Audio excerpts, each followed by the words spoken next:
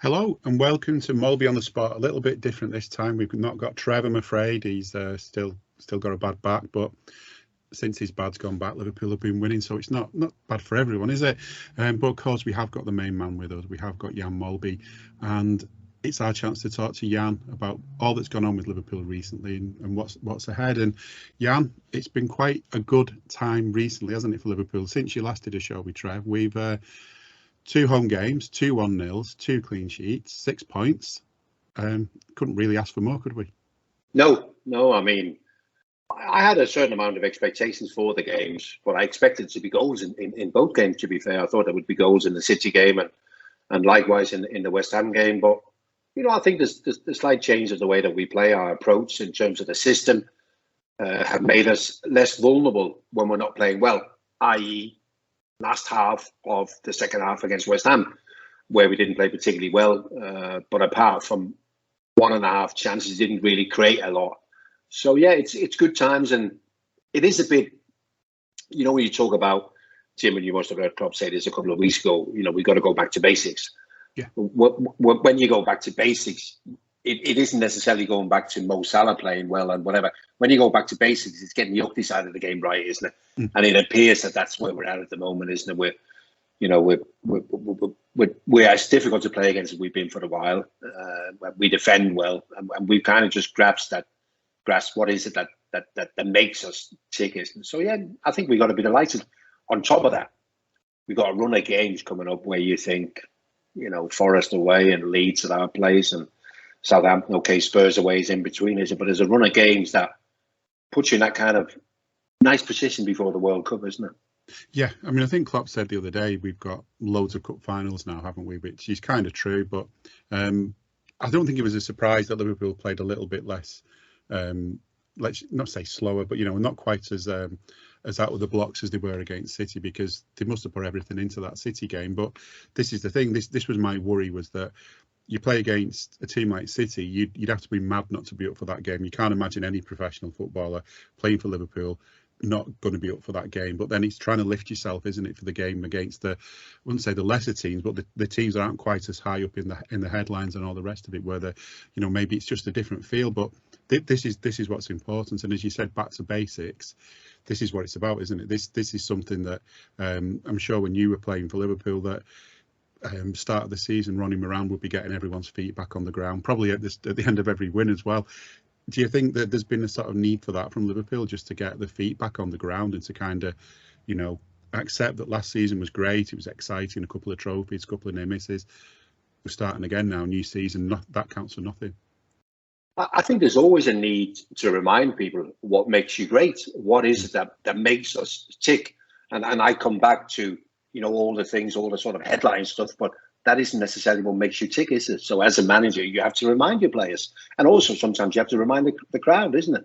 What is it that actually makes us tick? And so we kind of gone back to that, isn't it? But whether you like it or not, and some fans don't like it, but as a player, not every game's the same. People talk to me about playing at Anfield, and I go, fantastic. I said, but not every home game was the same.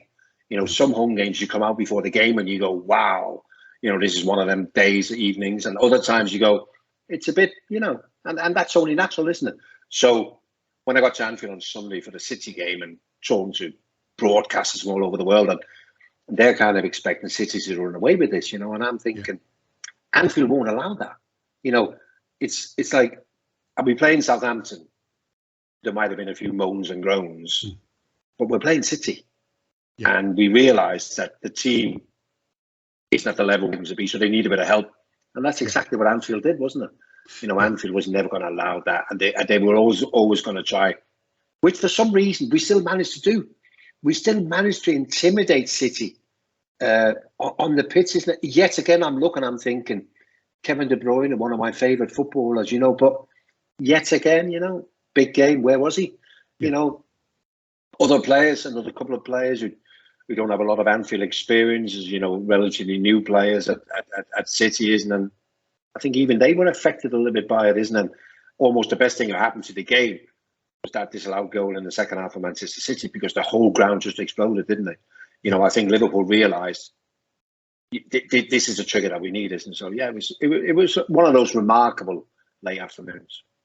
Yeah, I mean, I think you're right. I think we've seen it before at Anfield. If the other manager's getting heated and maybe having a go at our manager, then it's like, don't worry, Jurgen, we've got your back. And there's thousands and thousands of people got his back, and getting on the back of the other manager as well at the same time. And it all does add to it. And I mean, this is the thing that, in days gone by, Liverpool, Anfield had this reputation, didn't it, as this dangerous place to come to, this frightening place to come to. And, we get many a game now where you hear the away fans singing about libraries and things, which must interest them for some reason, because they do go on about it a lot. But you're right, it can be sometimes hard for everyone to get up for it. But everyone was up for it on Sunday. And I wonder how much the pre-match stuff played into that, because you get to the stage sometimes with these press conferences, it's almost like a couple of boxers getting ready with a press conference before a big fight, isn't it? Talking all sorts of stuff, trash talking, trying to wind the other one up, trying to make themselves out to be great. And in the end, it all comes down to what's in the ring, and with Liverpool, it all comes down to what's on the pitch. But the stuff that went on before and afterwards, I don't know about yourself, but I think Jurgen's had a bit of unfair criticism about his comments, because he did raise some valid points that whatever money Liverpool are spending, there's teams above Liverpool, if you like, in the spending chart, so you can spend way more, not just on transfer fees, but on wages, on infrastructure, on other members of staff around the place, on equipment. You can't sort of understate the difference that can make to a team, can you? No, but I mean, it is one of those games that obviously the media, they try and sell every game, and it's very hard, isn't it? Sometimes, I mean, okay, Liverpool have got a couple of interesting games with Forest and Leeds, which is just a bit of history, isn't it? But Liverpool play Southampton and Anfield, it can be a difficult sell, can't it? Liverpool, Manchester City is not a difficult sell, because you've got so many stories, and it just depends on which one you pick up on. And lo and behold, probably not always surprised that they decided yet again to go down the financial sort of route with the question, isn't it? And what can Klopp do? All he can do is answer the question, isn't it? In the manner that he sees things, isn't he? And let's not forget, I mean, Jurgen, as a manager thinking on his feet, he's as good as there is, because he's a very, very bright man, isn't he? So, yeah. I do think there was unfair criticism leading up to the game and after the game. And I guess we probably haven't heard the last of the things after the match, because that'll be ongoing for a while. But you'll be closer to this than me, Jim. Are we finding a new sort of? Have we found a hatred now between Liverpool and Manchester City that we never had? Did we? I mean, we had it with Manchester United, and there's a little bit with Everton, isn't it? But is there something developing here with Manchester City? I mean, that's the way it looks to me. It feels like that way. I mean, it's certainly that way on social media, but social media isn't like real life. I mean, going back to maybe, I think it's 3 or 4 years ago, I remember we played City and United really close together. I think United was a Europa League game, so it's going back a while, and City was a league game. And I got the train both nights and sort of in the direction of Manchester, luckily not all the way. And for the Man United game, there was sort of 2 policemen on every door of the train. There was police everywhere. The whole place around, even Lime Street was just buzzing with police. You sort of knew something big was going on, and the police stayed on the train and made sure there was no trouble on every single carriage. It was quite unexpected, didn't really taking things seriously. Played City, I think it was a few days later. There was like no police anywhere to be seen. It was almost like, the people on the train were just going shopping or something. It was a totally different feel. So, that's when you will know there's a rivalry, I suppose, is when we see the policing getting a little bit like that. But a lot of it is sort of words and not so pleasant songs and stuff. But yeah, I don't know if you think the same as well. We never had a rivalry with Chelsea as such, did we? But that kind of came about when it was Rafa against Jose, and it was this sort of fake, almost plastic rivalry, which is fitting as a Liverpool fan to call it a plastic rivalry when it's Chelsea. Because of the flags, Jim. Yes. Let's get the plastic flags out, eh? No, absolutely. No, I guess in a way you're right, isn't it? It's not deep rooted, is it? Neither the Chelsea and the Manchester City probably isn't, and it probably has something to do with the moment, doesn't it? There's every chance that rivalry between Liverpool and Manchester City might disappear in another 5 or 10 or 15 years, whereas United will forever always be there, isn't it? So maybe it is sort of a moment thing, isn't it? Maybe it is also something to do with Klopp and Guardiola and the way, because they're the rivalry in themselves, aren't they? Trying to kind of, I know that Guardiola wins more trophies, isn't it? But I still think there's a lot of people who feel that Klopp might just be the better manager. Yeah, yeah. I mean, I know I'm biased, but I think I'd rather go out for a couple of pints with Klopp than Pep. But I think it'd be a fascinating night. You're likely to go out with Klopp as well, aren't you? Yeah, I don't think there's much fun in Pep. You know what I mean? yeah. But So yeah, let's stick to Jurgen if we're going to have an Erdinger. yes, that's right. I mean, they're both passionate men, and that sort of spills out to the players as well in that sort of game, doesn't it? And I think when we look back at the lineup for that game, though, did you feel that was the right thing to do? Because we'd played against Rangers not much earlier. We kind of ended the game. I think Milner had come on at right back so that Joe Gomez could go to the centre, and it was a bit of a surprise that day when you saw the team and saw Milner at right back, or at least what it was for me. Did you feel like this could be a bit of a worrying thing that, all due respect to James, he's put so much effort in for Liverpool down the years, but he's not getting any younger, and asking him to play full back for 90 minutes against City, that could have been a tall order. Did you have a bit of nervousness there like I did, or were you confident? No, I'd be wrong to say I was confident. I mean, we spoke about it last week on the podcast. It was one of those days where I was really keen on seeing the team sheet and see what we were going to do and what the formation was going to be. And then obviously a couple of big players missing. And you then think, James Milner as a right back, instant reaction to pressure. You can imagine, wow, after what happened last time. I even had a friend of mine who texted me and said, by the end of 90 minutes, James Milner will feel like he's been run over by a car, But it wasn't like that, was it? And I think what there was, I think we played a more rigid, disciplined back four. I don't think it was that important to get our fullbacks as much forward as we normally do. Yeah. And I think what Klopp said to Milner was, make sure you can see Foden at all times. Don't get caught up the pitch with Foden lurking in your back. Make sure you can see him. And I think James Milner, once he can see the opposition, I think he's very good, because I think his timing at going in for tackles and whatever, that was excellent. Only once in the whole game where he was slightly caught and James Milner Foden had got in behind him. But beyond that, he knew where he was at all times and he controlled him. But I have to be honest, seeing the lineup and you go, wow, this could kind of go any ways, and I'm not sure what we can expect from this lineup. But the lineup did what it was meant to do, got into the game because of the solid nature of our formation, and then we just grew in the game. And I think we grew also with the fact that we limited City. Sometimes you get into a game and you go, wow, within 2 minutes, we're in trouble here. We've been forced back. But that never really happened, did it? It was really, for the first 20 minutes, sort of a nothing game going neither here or there. And I think that helped us. I think that gave us some confidence in the players that we picked, isn't it? So I felt it was actually funny enough at half time. The guy I was working with, he said, what do you think? I said, we'll score the win in the last 10 minutes. We didn't. It was a bit before that. Yeah. But I just felt that the clock in the second half, for as long as it's 0-0, will work in our advantage. Yeah. Because if we get to 90 minutes, they'll be looking and thinking, we can live with a point. A point at Anfield is a good result, isn't it? But it also makes them nervous, you know what I mean? So it wasn't overly surprised. The only thing that was slightly disappointing, if anything, was that it was only 1-0. Because when you look at the sort of evidence after the chances that we had, you think, could have easily scored a few more. Yeah, I mean, two good goalkeepers on the pitch, two Brazilians, one slightly better than the other, I would say, but obviously I would. It wasn't sort of, it was just a game, as you say, end-to-end stuff. I felt as the game went on that Liverpool almost were sort of happy to kind of not so much sit back, but sort of soak things up a little bit more and just wait for the break, which in the end was what got the goal. But prior to that was the disallowed goal. There was so much fuss about that.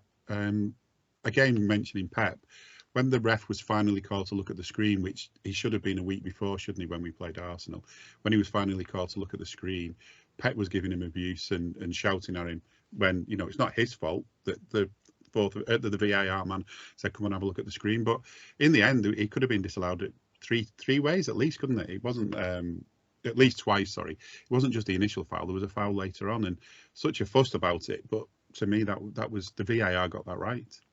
Yeah, they got it absolutely spot on. I mean, there is people, and I think this is a valid point, because of the line that the referee had took throughout the game, and he was letting it go. I mean, bloody hell, he was letting things go when it was a bit of a throwback to the old days. And a lot of people felt that he saw the Haaland Fabinho thing, and he decided to let it go, and maybe VAR should have let it go. And I think, had he then gone to the second foul, Haaland, on Alisson, I think everybody then would have understood and said, yeah, well, that was pretty clear, wasn't it? I mean, Yeah. you know, you can even have the ball under control with one hand in these days, isn't it? But no, it's impossible once you see that again not to give a foul, isn't it? You know, it's a clear pull, isn't it? You know, and I was talking to somebody about it today, and I go, well, it's against the laws of the game to pull the opposition shirt. You know what I mean? Then you got to decide whether it's enough or not. But just the sheer fact that you do it, it's an offence, isn't it? So, I mean, VAR is great, isn't it? But Christ Almighty, it causes some anxiety, doesn't it? And it causes some arguments, and you know, people just keep finding stuff. Why are they not looking at this? Why are they not doing that? Well, there's only so many things VAR can do, isn't it? You know, like corners. People go, that was never a corner. I said, well, VAR can't interfere, you know, with the rewarding of corners and free kicks and things like that. So a lot of people, the problem is that a lot of people don't quite understand where VAR's power is, you know. No, and I don't think it helps that there's never really any explanation about decisions afterwards as well. You know, I think it's been talked about for years now that referees should be sort of put in front of the press at the end, or maybe, you know, gently put in front of the press, if you like, not in front of a barrage of reporters, but, you know, just given an opportunity to be asked a couple of questions about decisions that went a strange way. It's still not happened, and we just don't hear anything, do we? You know, when a decision is controversial, it's very rare that you hear anything from the officials, even from the head office of the officials, if you like, to say why they did something and why we're all confused. And for all we know, it could have been not that the weren't looking properly or that they forgot the rules.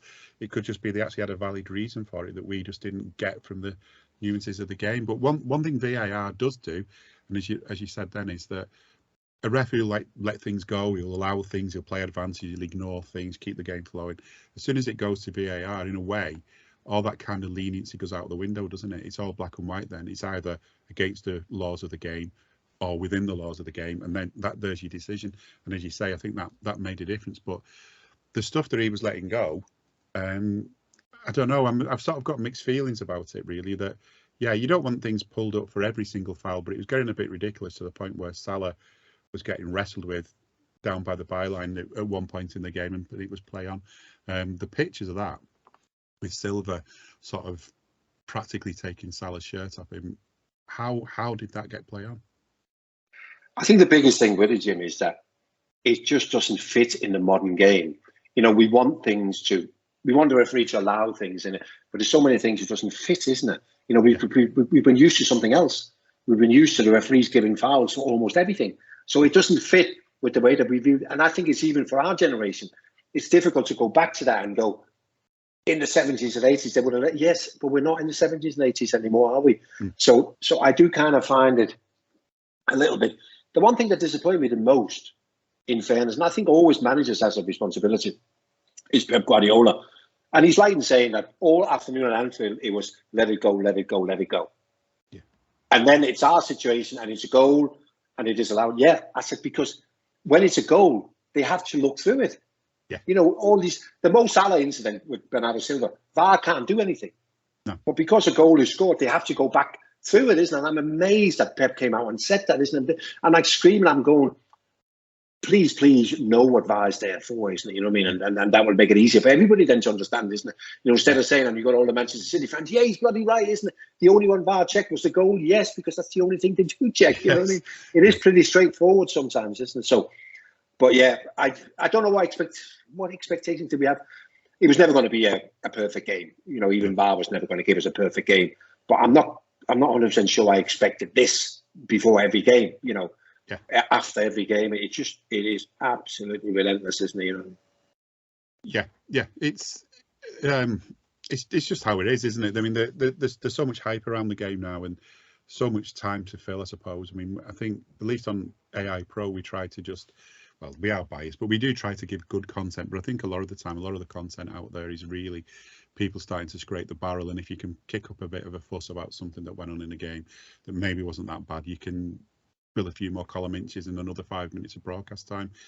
Onto the team itself, though, in that shape, Salah, new position for him, effectively, because we've not kind of seen much of him in that position for Liverpool. But it seems to be his best position in the middle.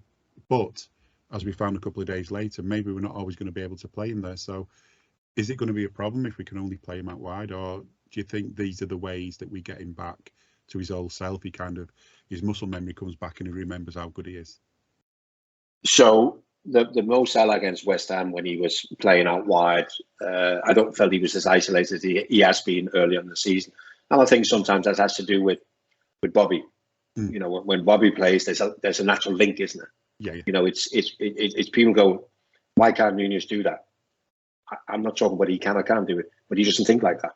No. And that's the whole thing, isn't it? Nunez doesn't think, where can I link? He's only thinking, I need to be in one spot, which is centrally, isn't it? You know, so you can't expect him to do that. But I do feel that if we're going to go on with this system, so whether that's 4-2-4 or 4-4-2, I'm not sure. I'm not 100% happy with Mo Salah having to play as almost like a wide midfielder on the right, because I feel that what we're doing then is we're almost turning him into Dirk Kuyt. You know, we took Dirk Kuyt out of the firing line and put him as a right-sided midfield player because he worked hard and he was still a little bit of a goal threat, isn't it? And I don't want Mo. There's more to Mo than that, isn't it? I don't want Mo to spend all his energy running up and down. That's not his job, is it? I mean, when he played in the front three, he did less presses than everybody else, and he had more shots than everybody else because that's how you get the most out of him, isn't it? Yeah. So if we're going to go ahead and carry on 4-4-2, 4-2-4, whatever, I do prefer him centrally. And I can see, I don't know how long the Bobby Firmino good form is going to continue because he's been very impressive. But you could also imagine one day Mo and Nunez playing together centrally. And that, to be fair, is a handful, isn't it? Yeah, it's almost like a Keegan and Toshak. Yeah, that's a handful, isn't it? That kind of thing, isn't it? Those two. Yeah. And getting a partnership. And this is something as well I think people you sort of forget, because you do get wound up when the season's not going well. You do sort of look for reasons and try and apportion blame and stuff. But you know, the way Liverpool have played recently is like they used to play back in the olden days, which is almost telepathically. They all know each other. They know the runs they're going to make, the passes they're going to make. You know, they know what's going to happen almost without even looking. Could almost play with their eyes shut. That when they play that well as a team. But this season there's been so much sort of upheaval, if you like, because of injuries and new players coming in, old players leaving and so on. It's going to take a little bit of time for those sort of telepathic pathways to be picked up, isn't it? And for Nunez to understand what his teammates can do for him, and for them to understand what he can do for them. Yeah, no, absolutely. I mean, everything takes time, and it's not as if you're replacing like with like. You know, you're looking at somebody totally different. And a lot of people obviously ask me, you know, about Nunez, and they go, "What do you think?" And I'm thinking, I'd love to play with that guy. Yeah, you know, he's everything that I like to play with. You know what I mean? I was never necessarily looking for Kenny's feet or Peter Bates' feet or whatever. I always wanted to go that in behind, which was Rush's run or whatever. And I'm thinking Nunez, he's there all day for me, isn't it? Because all he wants to do is stretch the play, threaten the in behind their defences, and I would love that all day long, isn't it? And also the position he takes up when the ball's out wide, isn't it? You know, but that's where we got to get used to something totally different, isn't it? Yeah, we have our centre halves. Our centre halves bring the ball out and they want to play into Bobby's feet, and Nunez is on his bike already, isn't he? So there's a lot of things to adjust. Yeah, and I think they will. They will. I mean, I've said this as well about Klopp ever since he came to Liverpool, that mistakes happen. He goes away, he looks at them and does something to try and fix them. And you know, he's forever learning. He's never someone who thinks the job's done, and he never is it? When you're in mainstream football, in the big leagues, in the big games, the job's never done, and that's something that's always been drummed in from the boot room days onwards at Anfield, that the job's never done. Midfield, though, is that something that's going to make a difference to how we can play further forward as well? Because we've had, you know, players missing from midfield. There's still a lot of people thinking that we've never really properly replaced Gini. But then you look at players like Thiago on his day, and you think, wow, you know, where's he been all our lives? Because he's such an excellent player. But there's still that kind of thing that, you know, what is our best midfield? And is everyone in it someone we can rely on all season? Because have we got the right fitness levels from them all? And I couldn't say where our best midfield is at the moment. I don't know whether Jurgen could. Any thoughts yourself? What's the best? Well, I think the thing with Gini Wijnaldum is more so than anything else is availability, isn't it? I think that was a massive thing with Gini, always available. And I don't care what anyone says. When our midfield was spot on with Henderson, Fabinho and Wijnaldum, that's when we were at our best. When that trio worked, we were at our best. Now, at the moment, we're kind of going with two in there a lot of the times. And when we did go with three earlier in the season, I think very rarely we got the three that we wanted together. Yeah. And then that's another issue, isn't it? So I can't have it any other way that when the season's finished and we need to spend money next summer, that'll be the area.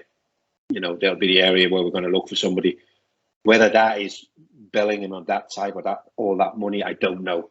But surely, and also when you look at obviously James Milner coming to the end, and I don't know what we do with Oxlade-Chamberlain. I don't know what Naby Keita's plans are, and I don't know Curtis Jones and progress or lack of progress. There's enough things that we need to discuss around that, isn't it?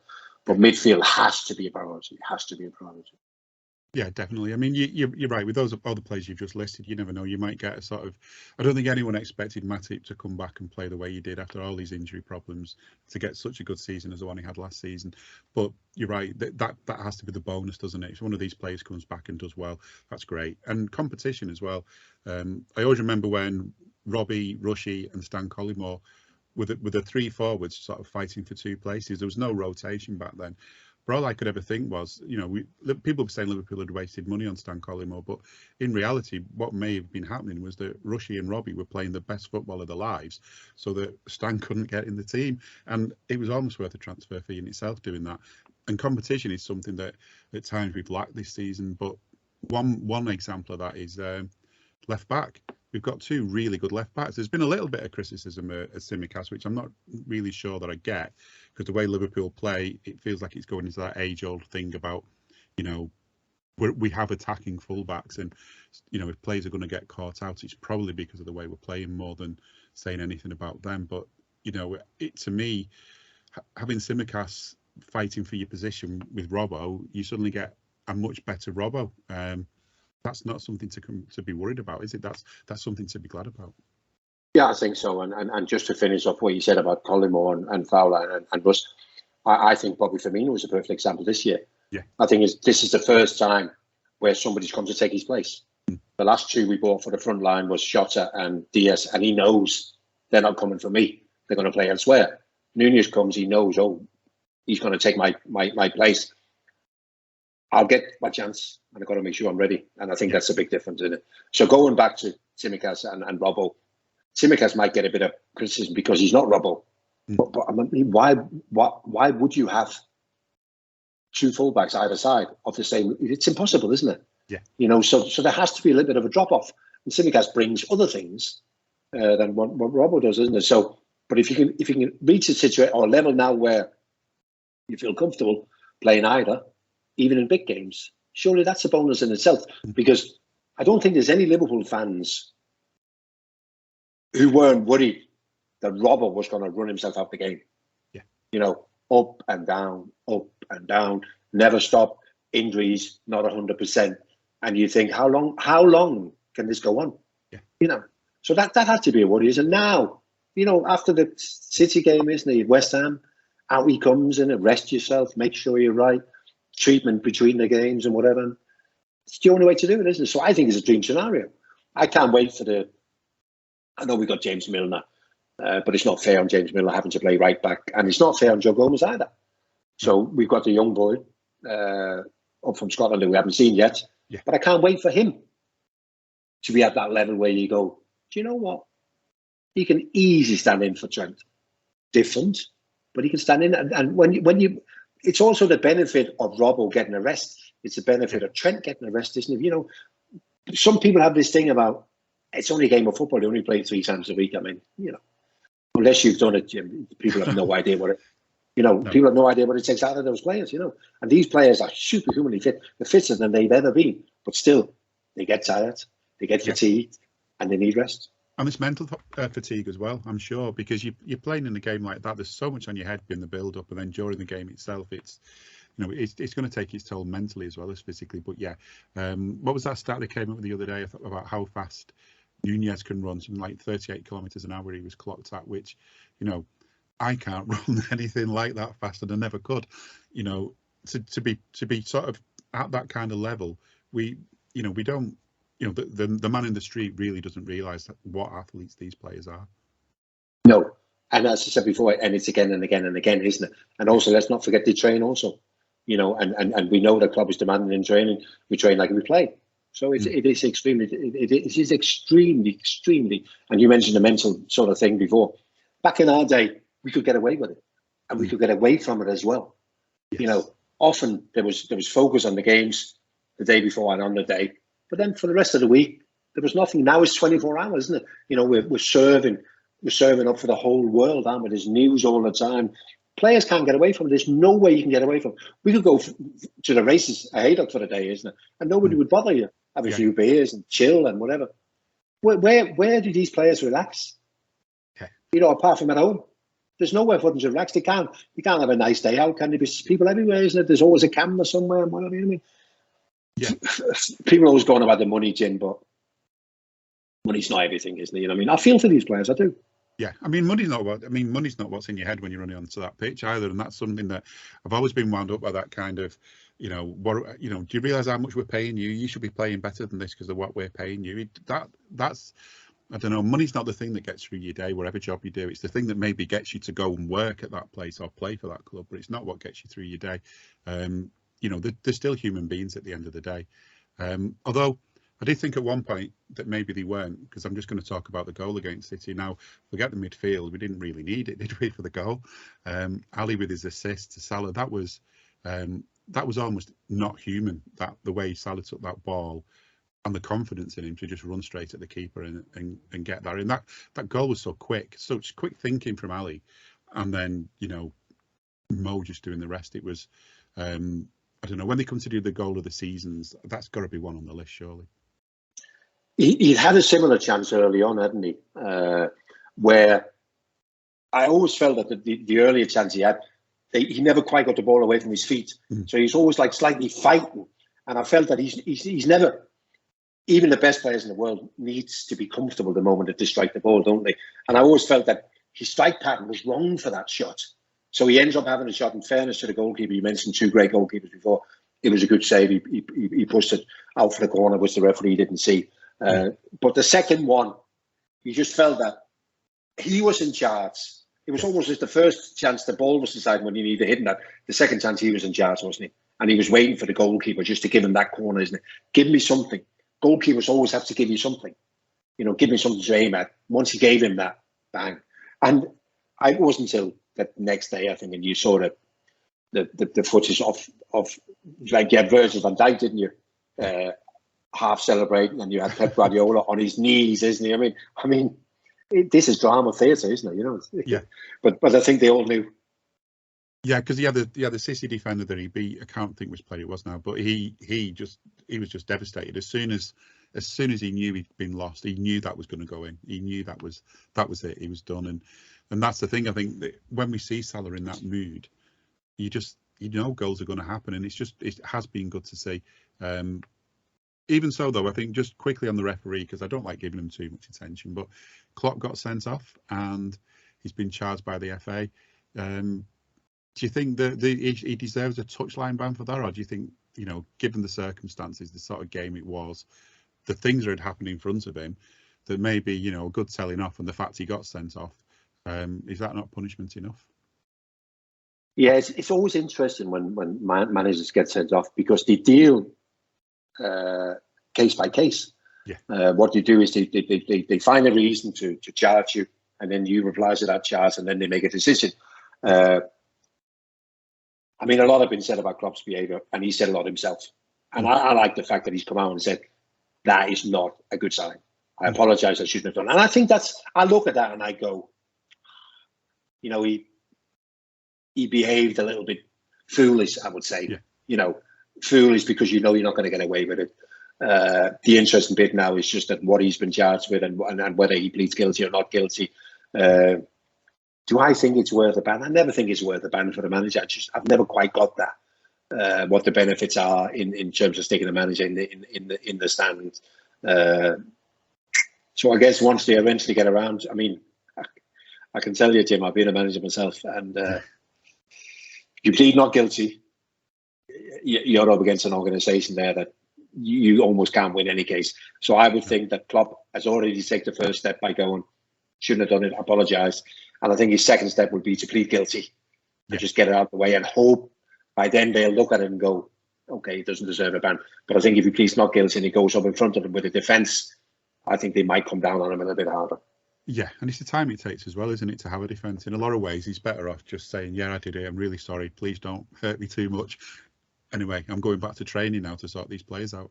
Exactly, that's his job, isn't it? Yeah, and you're right. I mean, if you've ever read, if anyone watching this and listening to this has ever sort of read the FA's written reasons for things that they do, it's like a court case. It's unreal. But Jim, you can't recommend for anyone to read that, can you? No. Because I mean, this is what It's horrendous, isn't it? Yeah, if you're trying to go to sleep one night, try and read one of them. You won't get to the end. But listen, give club a fine. I was thinking when they fine managers, and it's quite significant amounts, isn't it? Let the managers decide where they want to stick the money. Yeah, that is true. I mean, that would be a good way to do it, wouldn't it? Because the money's token money, isn't it? I mean, it's not. Yeah. No. It's not like the FA need the money to keep things ticking over. They've got plenty of money, but send it to a charity that deserves it. That would make sense. In fact, I reckon a lot of managers would maybe even double the fine. They'd do that just to sort of show, even more. They'd pay extra to the charity of the choice. They do almost a similar thing at Leeds when the players are fined. They give it to staff that work at the club, and obviously, depending on what your job are, isn't it? But I guess, the cleaners at Leeds wouldn't be any better paid than the cleaners at a university or whatever. So it won't be great. And then a player gets £500 and they go and give it to the girl in reception or go and give it to the cleaner, whatever. And I think that's a really great idea. Yeah, it is, isn't it? And that's the thing as well. I think I like that sound as well, is that everyone's part of the club, because you hear players say it sometimes, but I think it's definitely been the case at Anfield. It would have been when you were there, definitely, that everyone is part of the club. Whatever job you've got at the club, you're important. You do something. Otherwise, you wouldn't be there. You wouldn't be getting paid. And that can be the difference, can't it? For what makes the club so successful is all those little things being right. And I think Liverpool have done that well. Certainly in the more high-profile jobs, they've always got the best people for the job. Certainly under the new owners, I say new, they've been around a long time now, under FSG, but they've always made sure that key roles are staffed by the best people. But to me, that applies all the way from top to bottom, if you like, to every single job. You've got to have the best people and make them feel welcome and feel part of something. I always felt that when I was there, is that the nearest people you have to you, which are the people who work for the club, you need them to be on your side, don't you? And I think that's massive, isn't it? Outside, it's very difficult to control, isn't it? Whether that's the media, whether sometimes it could be your own fans, kind of getting on players' backs and whatever. We always felt that. We used to come into Anfield every day to get changed, and you turn up, and there's the two girls who do all the cleaning, but they also make you a cup of tea and a piece of toast in the morning, and and they would go, "Oh, great result Saturday," or "Don't worry about it," I mean, we're playing it, no, but all them little things, isn't it? People will go, "That's insignificant," but please believe me, you know what I mean? It's not. None of them things are ever insignificant, and I also think that sometimes that's why sometimes they would let people in our dressing room. That normally wouldn't be allowed in our dressing room. Staff, just to kind of give you something else to think about, or get a staff member to come in and go, "Oh, you're my favourite player, I can have a picture," whatever. Just little things like that, isn't it? Just to lift the mood, isn't it? Because it can. People don't believe, but it can be a lonely sort of place when things are not going well. That can either be as a team or as an individual. Yeah, I can't imagine, because I mean, I know back when I did read all the papers all the time, I couldn't go near the paper shop on a Sunday if we'd lost. I can't imagine what it's like being a player, and especially now, as you say, you can't escape it, can you? I mean, at least back then I could avoid, the aftermath of that game. If we'd lost against Man United of all people, you wouldn't want to be in the paper shop on a Sunday or a Monday, really. You wouldn't want to see any of the back pages. You'd want to avoid them. But now you just can't escape, and as players, it must play on the minds. But I think after that City game, what was playing on the Reds' minds was we'd just won. We'd won, probably the biggest game of the season for us up to now, the most difficult game of the season in a lot of ways. We've done it well, but now, there's really no time to recover. We played that on Sunday. By the time the game was over, the next thing you know, you're getting ready for West Ham. There's like 2 full days between the 2 games, and there's not enough players in the squad sort of to give everybody a rest. So at least some of them are going to be involved for some of the game. How do you get yourself ready for that so soon afterwards? Is it a case of bringing yourself down to earth, or how do you switch from that massive game and then get yourself up for West Ham? I mean, obviously, I guess like everybody else, I'm not a fan of the schedule of the fixtures, and we keep going back to this Winter World Cup, isn't it? Yeah. So how do you do it? I mean, I guess they would have been in action on the Monday, isn't it? That's the first thing you do with the staff, isn't it? That's not, Klopp wouldn't be anywhere near that. He would have members of his backroom staff, isn't it, who will then deal with the players, isn't it? Yeah. It's like this, we start again, and I know it sounds so boring, isn't it? But every 72 hours, you kind of say the same thing, we start again, and off you go again, and how do we prepare? And we go through all that again. And that's the only way it can be, isn't it? But it can be sometimes, because you know that as a fan, isn't it? Sometimes you just want to sit back and savor that moment forever, but it's not possible, is it? We've had great games, and then you go out for the beer afterwards, and you're with your mates, the lads you play with us, and you go, I could do this the rest of my life. Yeah. Just having this feeling now. I've got this feeling right now. I'm having a beer with my mates. I want this feeling. And next day, ripped up, let's go again. Yeah. It's how it has been, how it's got to be, though, hasn't it? And they are professionals, so I suppose that for the likes of us, we find it hard getting all the podcasts in sometimes, but for the players, it's a hell of an ask. But the game against West Ham, I think there were a few changes. It was inevitable, because sadly we'd lost one of the stars of the game against City. And he's out now. He's going to miss that Winter World Cup. Diogo Jota. It's such a sad thing to see, and I couldn't help but thinking that maybe if we'd had a bit more strength in depth, that maybe we'd have taken him off a little bit earlier, and maybe he wouldn't have just done that hamstring so late on. So it was probably the only game we were going to play before the World Cup where we weren't going to take somebody off to try and save them because of the enormity of the game. Because if you look at the West Ham game, we made changes in the second half, changes that didn't help us, but we made them. And I think that was trying to protect some of the players who came off, isn't it? But Shota is, and I guess always will be, there is always people who are underrated. People underestimate the importance. I know it's been an awful long time since he scored, but I just felt that when he came back from his injury in the last couple of games, I just think what he brings, has been so important. The Arsenal away game, again against Manchester City at home, and he brings something that none of the others bring. I mean, instantly when he came, I thought, this guy is just going to be about goals, but he's got more to his game. So he's a big, big loss. And of course, for anyone to miss a World Cup, it's terribly sad. Yeah, I think it reminds me of Paul Walsh many, many years ago. You would have been playing for us at the time. And absolutely. Are you old enough to remember that, Jim? Oh yeah, I remember him, and I remember him wearing Kenny's shirt and not scoring the goals. And there was quite a bit of stick for him, wasn't there, that he wasn't scoring. But I remember watching him, standing on the cop, and it's all the other stuff he did. And to be honest with you don't always pick that up on TV, do you? If you just watch the highlights on Match of the Days, it would have been there. You don't see all that other stuff that they're doing. And he made a massive difference to the team without getting on the score sheet. But it doesn't matter as long as you're winning. Yeah, no, he was a great player, Paul Walsh. I mean, when I came, we basically signed around the same time, so we stayed in the city centre hotel. So I got to know him really well. But he was a super little player who eventually got frustrated by the lack of playing time. You know what I mean? And then I guess his career didn't quite get the level that maybe his talent deserved, isn't it? But he was a terrific little player. Yeah, it's a shame. I mean, he had some big boots to fill, though, didn't he, at Anfield, wearing that a big shirt number to put on his back as well, which takes a lot of courage. But coming back to the present day, though, in the game against West Ham, David Moyes just doesn't know how to win at Anfield, does he? But that still didn't make it, an easy game. And it was nice to see Trent back. So I thought for the first half, it was typical sort of David Moyes performance at Anfield. Almost petrified. Sent his players out as if to say, let's see what they've got. They will decide what kind of game it is, isn't it? They never really laid a glove on us, and quickly it became evident when we were on top. We had loads of short, quick passes, moved the ball around, created our chances, got our goal, and then at half time you thought, second goal kills this. The second goal end the game, isn't it? It never came, and in fairness, the first half performance never came in the second half either, really. And I have to come back to we looked out on our feet. I thought we looked tired. But the one thing that pleased me more than anything, apart from the 3 points, was the fact that I didn't think we looked over vulnerable. I didn't think we created too many chances.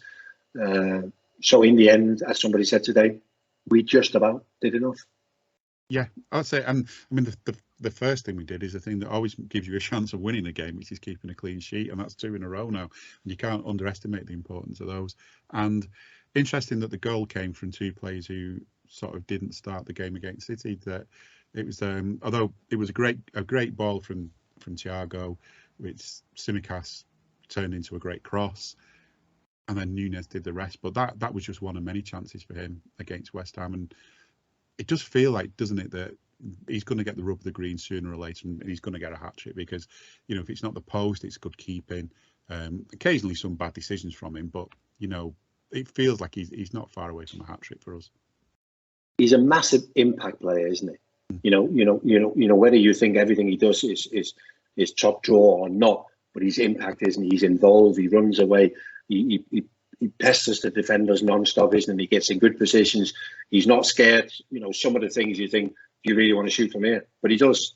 You know, so he is one of those guys that it's a reminder to people who play against him that you have to be on your toes all the time, because you never quite know where you got this guy, and you never quite know what he's capable of, isn't it? So there's a lot of things I like about him. What the goal, actually, Jim, it was like, I think as the ball has gone out to Tsimikas, I think West Ham is quite happy. Yeah. Tsimikas is like standing still, isn't it? The defenders are in their place, and you think it was going to be a hell of a cross. And to be fair, it was, wasn't it? Yeah. Right in between the 2 centre halves, and being in the main stand and behind that header, and you knew as soon as he headed that, it's going to bounce and it's going to drift away from the goalkeeper. There's no way he's going to be able to get anywhere near that, isn't it? Yeah, it's a really good goal. Really good goal. And he's not a bad keeper either, Fabianski. I think I've said it on one of our other podcasts. I've got a lot of time for him because when we played them last season, I was in the cop behind the goal, and he was getting a bit of, you know, light-hearted stick off the cop, as you do when you're a keeper at Anfield. And he was giving as good as he got. He was pulling faces and having a laugh with the cop, and you know that's what sort of endears goalkeepers to us. We always used to applaud the opposition goalkeeper when they came down to the cop end. Hopefully, you know, for the second half because we'd won the toss. But either way, we'd always applaud the keeper, and they'd give him a little boost. They didn't applaud us back. But yeah, these are the characters in the game, and yeah, it was. I was quite pleased that, you know, that he didn't do too badly, because I do have a lot of time for Fabianski, but obviously different level to our keeper who went and saved a penalty. I actually missed the penalty incident because I was watching it on Amazon, and it internet problems, or Amazon's internet problems, who knows, it froze. But from the VAR, it was pretty clear it was a penalty. But then Virgil van Dijk did something to the spot which people are trying to make out as being something bad. And I was thinking of you when I saw this, and I thought, did you ever get to take a penalty on a perfect penalty spot when you were taking the pens for us? I don't think so. I think often, and you will know this, Jim, there wasn't any penalty spots. Yeah. You know, you go to, I remember taking one down at Derby in the mud when we beat them 7-1. Yeah. And you go to the referee, where do I put the ball? There's no penalty spot, is it? So we referred to the Virgil van Dijk thing in our commentary last night. And I said, but he stood on the spot, but he hasn't done anything other than that. And how many people run over that spot during the game? Yeah. So in normal time, apart from Jared Bowen and maybe 1 or 2 other West Ham players, there's not a person at Anfield who thinks that's a penalty. But of course, once it's shown again, slowing down or whatever, as you said, jumps in, doesn't get the ball, referee's got no choice, it's a penalty. The only thing I will say is that, and I don't know how that would have affected me, but you know the time the penalty takers have to wait to take a penalty these days. Yeah. It's a long time, isn't it? Yeah. You know, and just looking at Jared Bowen, because knowing that if a penalty is awarded, he was the one who's going to take it, and he just never looked comfortable. He never looked like, you know, whenever this penalty is going to be taken, I'm ready. Take nothing away from the save, isn't it? You know what I mean? Great save, isn't it? You know what I mean? So, yeah, correct decision to give the penalty. But Ali, yet again, who I think just about is still our player of the season so far, isn't it? I think he's been terrific yet again. It's just good to know you've got him, and that, you know, as it was when we had Brucey and Ray Clements and stuff, that, you know, when they're on the game, and the rest of the team has one of those moments where something does slip through, that you've got that absolute last line of defence who can so often bail you out, and he's done that so often for Liverpool. And of course nowadays he's popping up with goals and assists as well. You can't ask for much more from a keeper. That of course leads us on to the next game, which is in a way kind of a team we did have a rivalry with back in the day, a bit like, you know, we were just talking before about the rivalry with City. Forest were big rivals for us back when Cloughie was boss. You know, they were taking trophies off us and things in the 70s, getting in our way. But obviously they've hit hard times for a bit, but now they're back in the top flight, but struggling a little bit. But there's also sort of a Liverpool connection, isn't there, with the manager who used to work for Liverpool, who used to be one of our youth coaches. I actually think, and I don't know if you feel the same way, Jim, but I think that Forest back in the 70s, early 80s was in many ways a terrific story. You know, it was amazing what they managed to achieve with Clough and those players, isn't it? And I think because of that, I'm delighted to see them back. It's been one of those clubs that I've been, you know, we get the, you know, but we get the Huddersfields and whatever, and you think, no, I want Forest. Let's get Forest back. You know what I mean? So now they're back. I think the manager's a very good manager. Although looking at what he's achieved so far, some people will argue that he isn't. But I think you look right the way through his CV with Liverpool Academy and the age groups with England and the job he did at Swansea. I think he's a really good manager. I do, however, think that Forest as a club have made a bit of a mess of this coming back into the Premier League with the sheer amount of players that they've signed. I know that last season when they came up through the playoffs and they had 5, I think, significant loan players that went back, so they had to sign some players, but 22 or 23, too many, I think.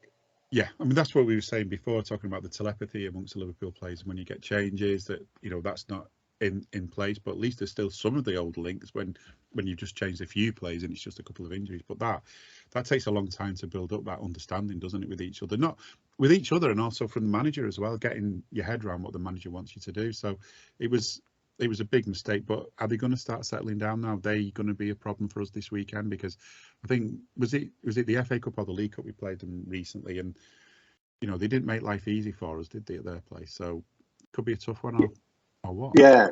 So last season it was in the FA Cup, wasn't it? And they had that terrific run where they beat Arsenal, Leicester before we knocked them out. And they were obviously then riding on a real high because they were doing well. City Ground Rocket, which to be fair will be on Saturday as well, because I think it's probably the one game they're looking forward to the most, I would think, because of the history, you know. Yeah. Will they cause us any problems? They shouldn't.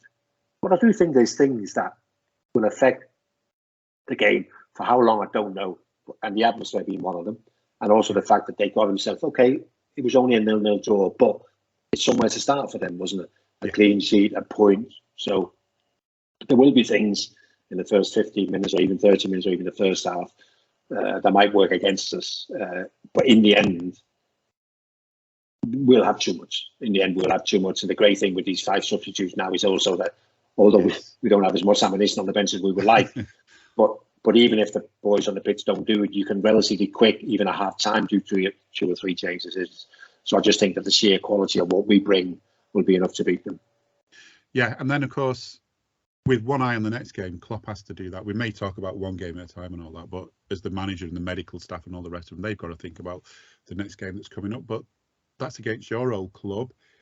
Can we relax a little bit before that one, because we've sort of got one foot in the knockouts? But is that, you know, can we rest players a little bit more for the game against Ajax, or do we need to kind of sort of spread these players thinly and make sure that we don't overwork them on Saturday so we've got them for the midweek? I do think that if we're going to make, listen, we made 5 changes for the West Ham game and we'll make changes again for the Forest game. But I do think that if there's anyone unexpectedly playing, whoever that might be, throw a name out there, and that Phillips or whatever, I think it'll be Ajax away. You know, I just think the club will view that game and go, massive respect for Ajax and massive respect for the Champions League, isn't it? I just think that we feel that we're almost where we want to be in terms of that. The Forest one, I think, was our priority. So will the one the week after, which Leeds at home, I think. So, but we'll put on a relatively strong team in all of division. But I do think that if there's anyone to be rested or any surprises as such, it will be Ajax away. Yeah. And are you sort of how's your feelings about that game? Are you going to be a Liverpool fan for that game or an Ajax fan for that game? I think I know the answer, but you must sort of have mixed feelings.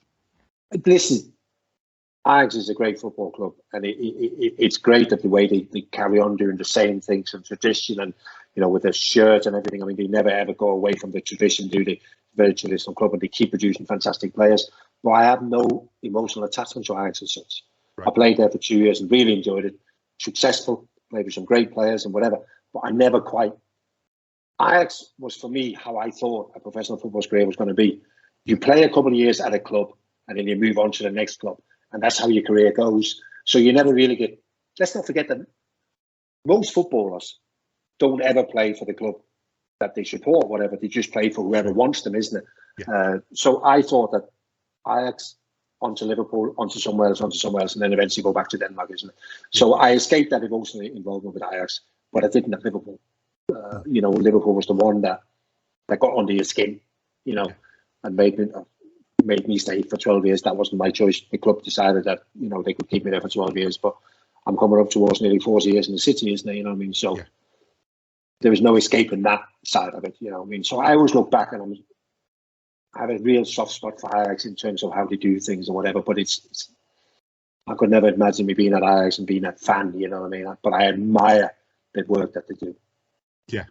It is it's a game that we've got to be careful of. We could slip up, but yeah, it'd be just good to get that after the start against Napoli. The way that the way this season was going, and that just stuck out as a horrendous game in what was going to be a horrendous season. But a few games later, a handful of games later, and all of a sudden things feel like they're turning around. You gave us predictions. I think I checked what you gave predictions for the last couple of games. You had 2-2 for the City game, so we did even better. And we did even better. West Ham. Yeah, that was nowhere near, was it?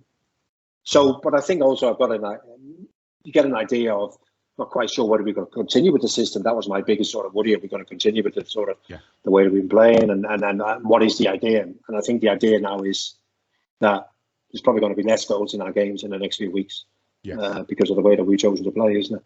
So, having said all of that, I think we'll beat Forest 3-0. I think we'll beat Ajax 3-1. I think Ajax might nick one. Yeah, because I think Ajax only have one way of playing, don't they? And that's attacking, isn't it? So they're going to throw people forward. They're going to try and cause us problems in it.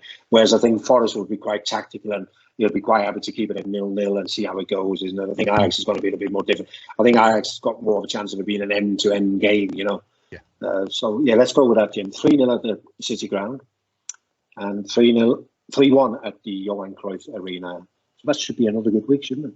Yeah, well, if you get 2 wins, I don't think anyone's going to complain about that, and it just continues this season and this really difficult sort of, as you've said, heavy spell of fixtures now, but keeps it going, keeps them playing. And I don't know, you look at the end of last season, Liverpool had the games coming thick and fast. They were all big games, and they just kept rising to the occasion over and over and over again. It's how Liverpool are at their best, I think. I don't think they're a team for playing one game here and there. As hard as it is to keep up with it, that's what we want. We want to see Liverpool going at 100 miles an hour, don't we? Yeah, and that it's right, isn't it? But only when you're at your best, isn't it? When you're at your best, we can turn them games out. We can turn them performances out, isn't it? You know what I mean? And you want to play as often as you can, isn't it? But it just looks like slowly we're getting there now, isn't it?